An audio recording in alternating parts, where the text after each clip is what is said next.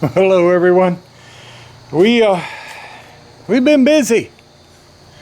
I think you could tell that by the last part 1 and 2. That took I thought at the beginning maybe 3-4 days.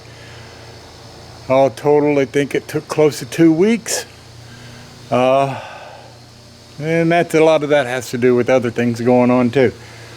So we have a rainy day coming today, and I can't close the pool during a rainy day, but I can work inside here. So grab your coffee, sit back. We're getting ready for phase 10. We'll be right back.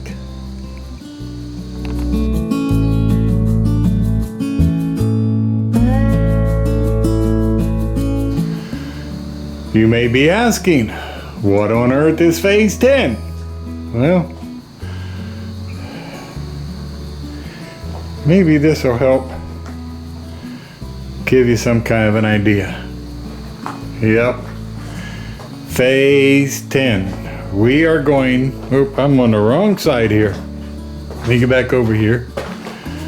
We are going to be installing a Genie Pro screw drive garage door opener. Now, do I need a garage door opener on this? Not really. But I am not getting any younger. I do like the fact that I can have this and use this as a lock. And with this hooked up on the inside, even if I shut the electric off, it will lock it good. And I do like the idea that if I'm up in the house, I can push a button and open it. So I went back to the gentleman that I got the door from, and I had a word with him when I finally caught him, because he has been busy. And he says, I just happen to have a real nice used screw drive door opener that would be perfect for that door. And yep, it's used. But when you talk about how much this cost for this, no, it wasn't free by any means, but it sure is nice to get this at the price that I got this for. That is for sure. So anyway, sit back. We're going to try to see if we can figure this out. The first thing I know I got to do is I got to put them gloves on, because the whole bottom of this thing is nothing but pure grease, and I already got it on one of my hands. I'm not sure which one it is. Oh, there they are. And we're going to have a garage door opener hopefully by the end of the day at least, if not a little bit sooner than that. I'll set this on a tripod, get the light going up there so that we can see what we're doing, and we'll get started. Be right back. Okay, now what we got to do here is, when I built this, I did not build it to accommodate a door opener. So therefore, above the spring bar, which is what I call it, the place that mounts a spring that helps open up the door, there is no place to mount this door opener. So I have to make something. Luckily, I have the wood right there that I can do. So I have to get up, measure, cut, and then mount that up there before we can go any farther. So let me get that done. You'll see what it looks like when I'm back. And because I'm not going to move the camera if I don't have to. When I come back, you'll actually see it, hopefully right up there. It's going to be a 2x6 that I'm going to stick up there and try to get it supported so that it'll be strong enough to hold that end of the door, and with the pressure of it moving back and forth. So we'll be right back. I think you can see right there in the middle, I have the bracket already up. Now, let me see if I can, yeah, there you go. Let me see, where is my finger? Right there. That's the bracket. Now I'm getting ready to lift this opener up and just see if I can if I can do this and get it hooked in there. And once I get it up there, I can put a bolt on the nut on the end of the bolt, and we're good to start leveling it and mounting it to the back, and I will switch the camera around at that time. I got my 6-foot ladder back here for it to rest on, 5-foot ladder up here for me to get up and do what I need to do when I get it hooked up there. Hopefully I'm not going to hurt anybody, being that I'm the only one here. I must be talking about myself. So, okay, let's give it a shot. Well, I'm back. It's the next day in the evening, and I bet you can't guess what I did.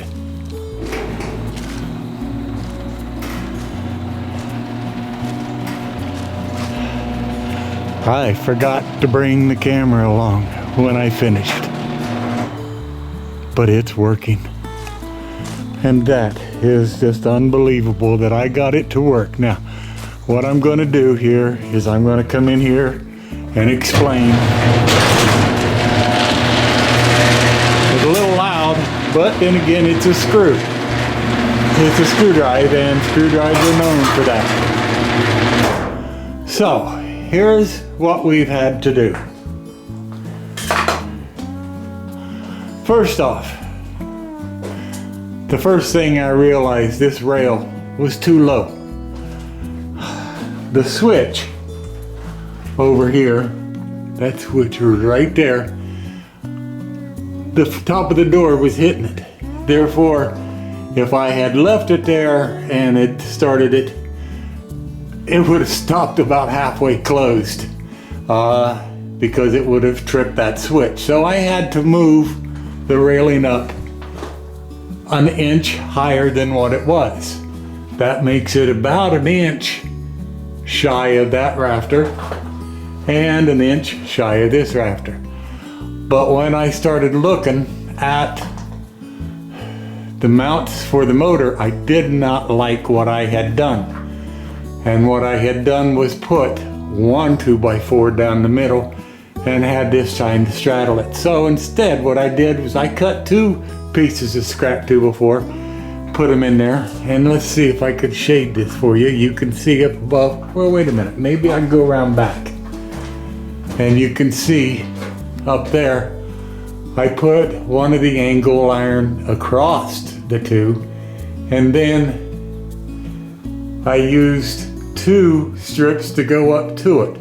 And by doing that, I was able to level and make sure that we had a good solid base. Now, some of the safety sallies are up there saying, what is that behind the motor? Well, I'll tell you what that is behind the motor. That's the 2 beam lights that go normally down here. And that is to keep the door from closing basically on small children if it would be closing and somebody walks through. Well, I don't need that. So what I did is I put them up here facing each other, nose to nose. Yeah, it ain't the right way, but I don't care because it works for me.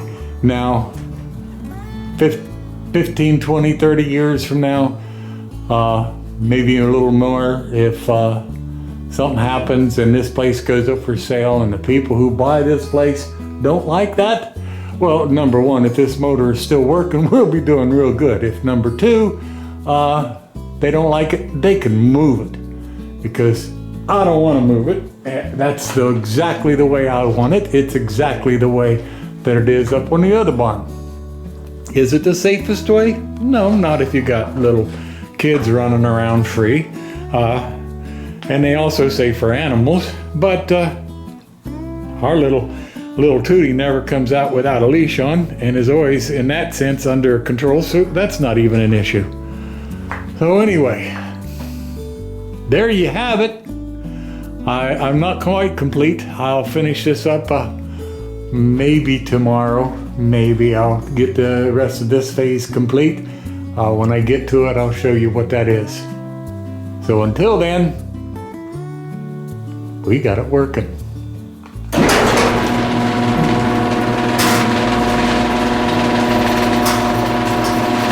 And one other thing I forgot to tell you. I have it adjusted to pull the bottom of the door. I have it adjusted to pull the bottom of the door up above the top of the door opening. Therefore, when the beast comes in, I don't have any worries whatsoever when it comes to that. Catch you tomorrow.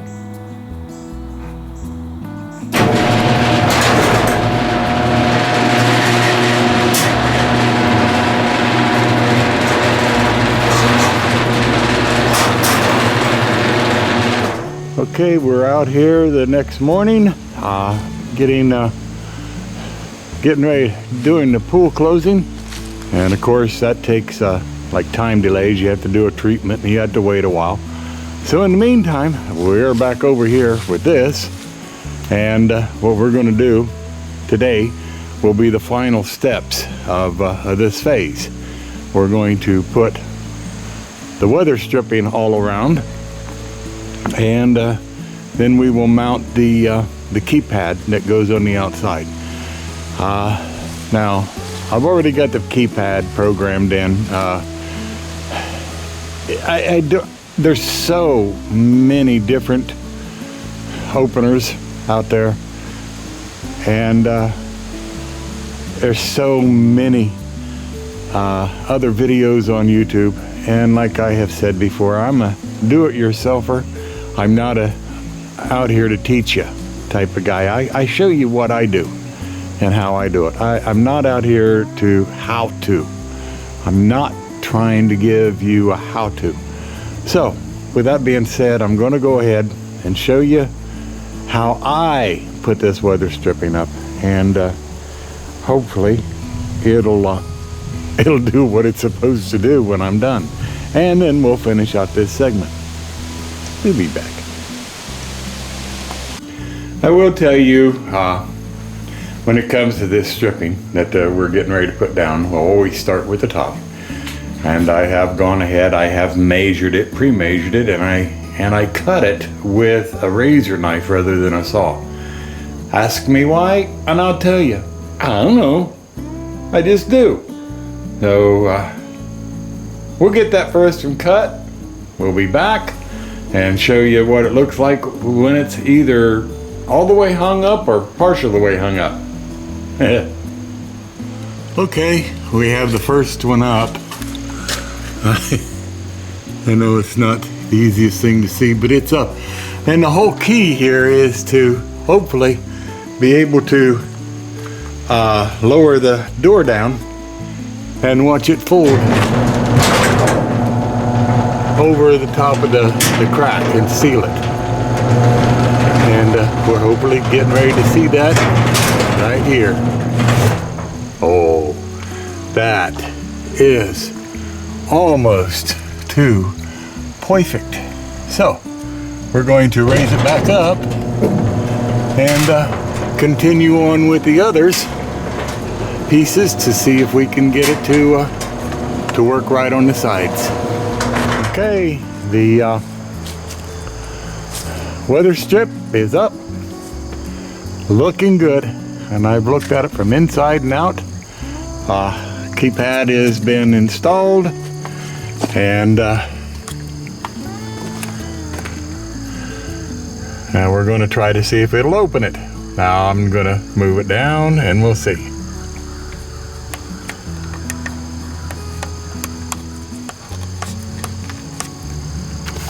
Okay, maybe I need to push them a little different here. Here we go. Try it again here.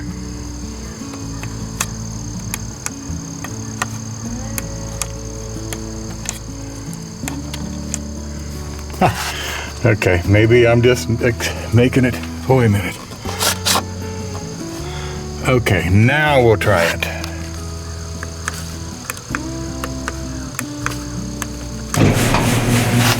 And that's what it's all about.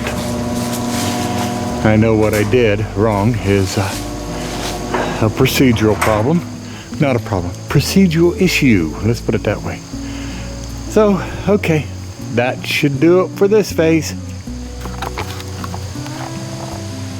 Yeah, this is Stay at Homer, and I'd like to thank you all for stopping by on this phase of the tractor barn build. The Beast Barn, the House of the Beast.